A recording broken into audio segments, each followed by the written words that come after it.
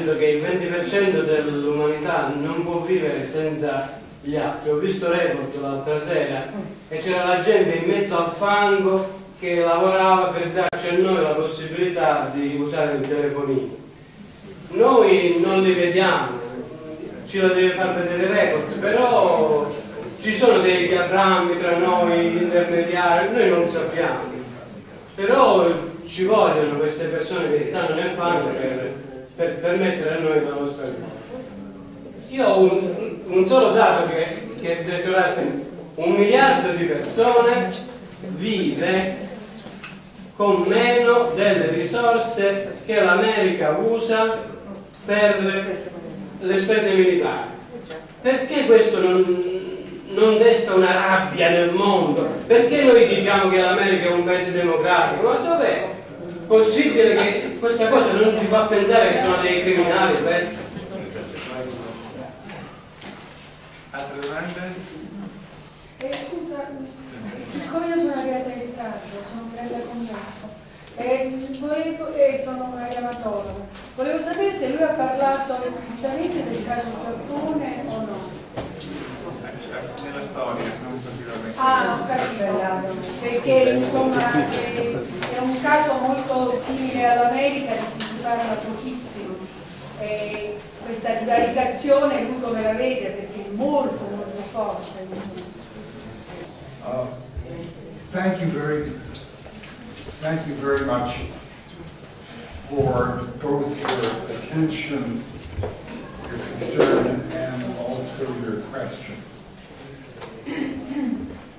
I'm going to take them in different order, but I think they're linked together, and I will try to describe them in the context of the upcoming election in the United States, as one way of thinking about this.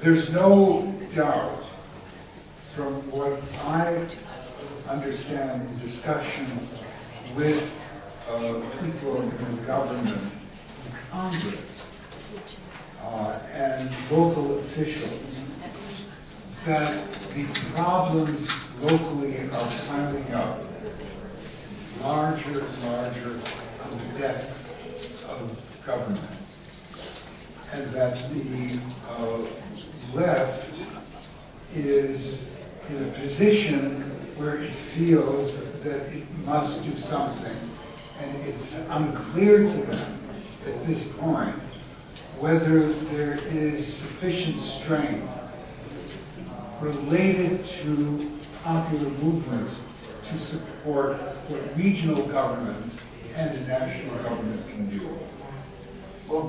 So, understand in discussion with people in the government, in Congress, and local officials, that the problems locally are piling up larger and larger on the desks of governments, and that the left is in a position where it feels that it must do something, and it's unclear to them at this point whether there is sufficient strength related to popular movements to support what regional governments and the national government can do. So while on the one hand, what goes on is a reflection of the difficulties of all of these issues for the policymaker, as they're called, or the politician. The other is not knowing whether or not there is support among the people for change.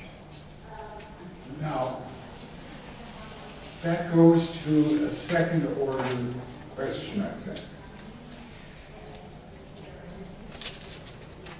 Here,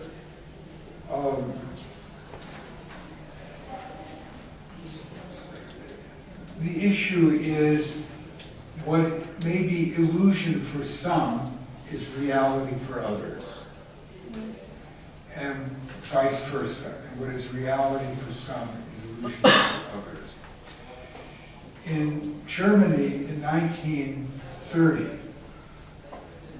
there was a book written by Paul Tillich, a great theologian, and Tillich made the argument that socialism, left socialism, was going to fail in Germany because it was not reflecting well enough the notion of the spirit in reality. And that to the extent you don't see that spirit in reality, in this case it was a religious spirit, it would fail. That argument should be taken very seriously, and it was taken very seriously in two different places.